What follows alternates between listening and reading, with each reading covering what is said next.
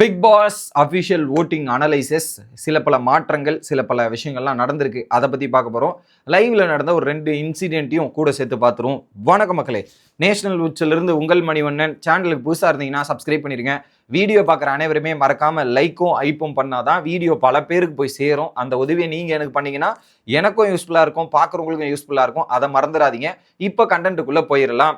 So official ஓட்டிங்கில் பெரிய மாற்றம் இல்லை. முதல் இடத்துல வினோத் தான். திங்கக்கிழமையிலேருந்து இந்த வேலைக்கிழமை வரை நைட்டு வரை பார்த்தீங்கன்னா முதல் இடத்தில் கானா வினோத் தான். மாற்றமே இல்லை. பட் அந்த வேலைக்கிழமை எபிசோட் டெலிகாஸ்ட் ஆயிருக்குல, அதனால கொஞ்சம் மாற்றம் நடக்கும். பட் ஒரு நாள் ஓட்டிங்கன்றதால பெரிய இம்பாக்ட் நடக்காது. முதல் இடத்துல கானா வினோத் தான் இருப்பார். பெரிய மாற்றங்கள் நடக்காதுன்னு நான் நம்புறேன். அடுத்து 2வது இடத்துல ஒரு பெரிய மாற்றம். பார்வதி அப்படியே பின்னுக்கு தள்ளி கொஞ்சம் பின்னாடி போ பாரு, நான் முன்னாடி வந்துக்கிறேன்ற மாதிரி பார்வதி இதை ஒரு பக்கம் கமர்தீன் பார்வதியை ரோஸ்ட் பண்ணி அழகா முன்னிலையில் வந்துள்ளார் திவ்யா அவர்கள். அந்த ஒரே எபிசோடு புதன்கிழமை டெலிகாஸ்ட் ஆச்சு. அந்த டெலிகாஸ்ட்னாலேருந்து பயங்கரமா பூஸ்ட் ஆயிடுச்சு. குறிப்பா அவங்க கேட்ட அந்த ஒரு ஸ்கிரீன் பிரசன்ஸ்லேயே திவ்யா கொஞ்சம் அட்வான்டேஜ் இருக்கு. அந்த அட்வான்டேஜ் மூலியமா வந்திருக்கு. இன்னைக்கு கூட உங்களுக்கு ஒரு 50-50 பாதி பிளஸ் பாதி நெகட்டிவ்ன்றதால ஸ்கிரீன் பிளேஸ்ல இடம் பிடிச்சிருக்காங்க. ஸோ கொஞ்சம் அடி வாங்குறதுக்கான வாய்ப்பு இருக்கு. பட் அந்த அடி பெருசா இருக்கா சிறிதா இருக்கான்றது கண்டிப்பா வெள்ளிக்கிழமை முடிஞ்ச உடனே நம்ம கிளியரா தெரிஞ்சிடும். வெயிட் பண்ணி பார்ப்போம். 3வது இடத்துல பார்வதி. ஸோ பார்வதிக்கும் இன்னைக்கு எபிசோட்ல ஹெவி அடி இருக்குது. திவ்யாவுக்கு மேலேயும் கொஞ்சம் பார்வதிக்கு நெகட்டிவா தான் போயிருக்குது வேலைக்கிழமை எபிசோடு. ஸோ அதனால ஓட்டிங்ல கொஞ்சம் டிஃப்ளெக்ஷன் நடக்கும் அப்படின்றது தான் நான் பார்க்குறேன். அதுல சாதகமா இருக்கிற நபர்களுக்கு பாசிட்டிவா போகும் அப்படின்றது தான். ஸோ பார்வதியும் 3வது இடம். 4வது இடம் யாரு அப்படின்றது பார்த்தீங்கன்னா விக்கல்ஸ் விக்ரம். ஸோ விக்கல்ஸ் விக்ரம் பெருசா நெகட்டிவ்ன்றது இல்லை. ஆனால் ஒரே ஒரு டைலாக், சாவுங்கடா போயிட்டு அப்படின்ற ஒரு டைலாக் மட்டும்தான் அவருக்கு நெகட்டிவா அமைஞ்சது. அதை தாண்டி விக்கல்ஸ் விக்ரமோட கவ் மேலே தான் போயிட்டு இருக்கே தவிர்த்து பெரும்பாலான தவறுகள் இந்த வாரம் அவர் பண்ணவில்லை. அவருக்கான வேவ்ஸ் கான்ஸ்டன்டா இருக்கு. அதுக்கேற்ற மாதிரி எஃபர்ட்டும் போடுறாரு, உழைப்பும் போடுறாரு. அதனால ஓட்டிங்ல கண்டிப்பா புஷ் இருக்கும். இந்த எபிசோடுக்கு அப்புறம் பயங்கர புஷ்ஷும் இருக்கும்ன்றதுல மாற்றம் இல்லை. அடுத்து இந்த பாத்தீங்களா, இதுல 2, 3, 4 அந்த 2, 3, 4 மட்டும் சேஞ்ச் ஆகிட்டே இருக்கு. ஃபர்ஸ்ட் பொசிஷன் கான்ஸ்டன்ட், 2, 3, 4 சேஞ்சஸ் இப்படி மட்டும் தான் இருக்கு. அடுத்ததாக கமருதீன் அவர்கள். கமருதீன் லவ் பண்ணலாமா வேணாமா அப்படின்ற ட்ராக்ல போயிட்டு இருக்காரு. ஸோ அதில் குறிப்பா அவருடைய பேர் இப்போ கெட்டு போயிட்டு இருக்கு அப்படின்றதான் பாயிண்ட். அரோராவை விட்டு எப்போ புரிஞ்சியோ அப்பயே உனக்கு நேரம் சரியில்லை கமருதீன் அப்படின்றது தான். ஸோ அவருக்கு டே பை டே அடி மட்டும் தான் உழுதுட்டு இருக்கு. பாசிட்டிவ் ஆகிற மாதிரி எனக்கு தெரில. அது இன்னைக்கு டேவும் அப்படிதான், பெருசா அடி தான் இருக்கு. பெருசா பாசிட்டிவ் பூஸ்டிங்கே கிடையாது. ஸோ எப்போ அவர் பாரு விட்டு தனியாக அவாய்ட் பண்ணிட்டு ஒரு தனி ட்ராக்ல போறாரோ அப்போதான் அவருக்கு நல்லதாக அமையும். பாரு கூட சேர்றதால பாருக்கு பேசியே அவர் வாலண்டரி அடி வாங்குறாரு. பாருக்கு போகாம இருந்தாவே தப்பிச்சிருவாரு. போயே பல இடத்துல காயப்படுவது இருக்குது.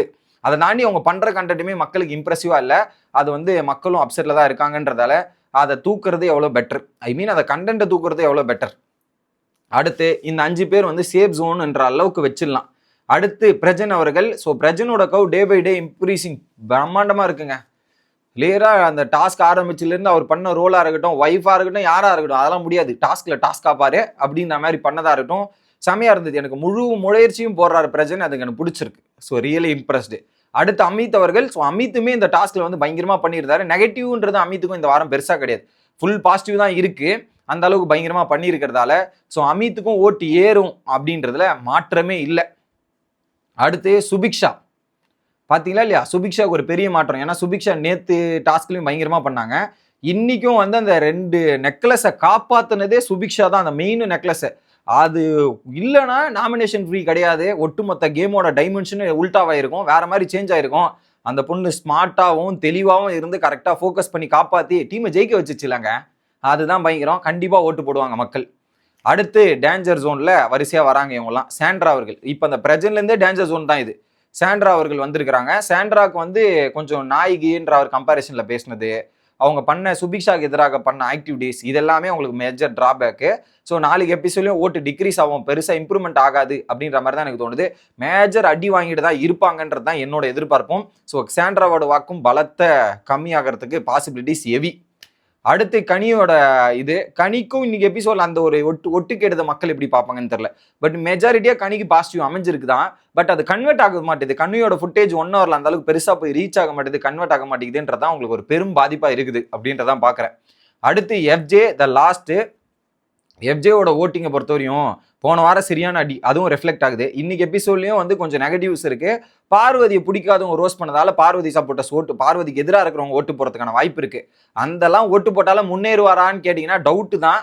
ஏன்னா அவரும் ஒரு கேட்டகரியில பல நெகட்டிவிட்டி சம்பாதிச்சவர் தான். ஸோ எஃப்ஜேக்கும் மாற்றம் நடக்காது. கடைசி இடத்துல எஃப்ஜே தான் இருக்கிறார் அப்படின்றது தான் பாயிண்ட்.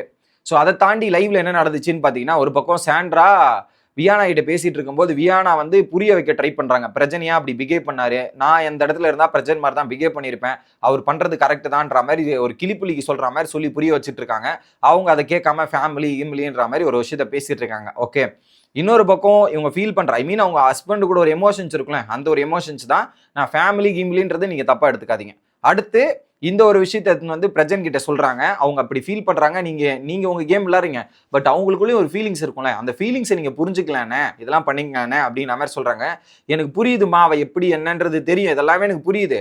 பட் இது டாஸ்க்கு, நான் ஒரு நாள் விட்டு நாளைக்கு போய் பேசுறேன், நாளைக்கு போய் இது பண்ணிக்கிறேன் அப்படின்ற மாதிரி அவர் சொல்றாரு. போய் பார்ப்போம். சாண்ட்ரா பிரஜனுக்குள்ள இப்போ ஒரு கான்ஃபிளிக்ட் வர ஆரம்பிச்சிருக்கு. பட் ரெண்டு பேரும் சேர்ந்து விளையாடுறத விட தனியா விளையாடும் போது பிரஜன் பெட்டரா தெரிகிறாரு. சாண்ட்ரா தனியா விளையாடினாலும் சரி, சேர்ந்து விளையாடினாலும் சரி, அவங்களுக்கு வந்து பண்ற விஷயங்கள்லாம் அப்படி மோசமா போயிட்டு இருக்குன்றது தான் நான் பார்க்குற மக்களே. ஸோ அடுத்த வீடியோவில் வந்து சந்திக்கிறேன். Bye guys.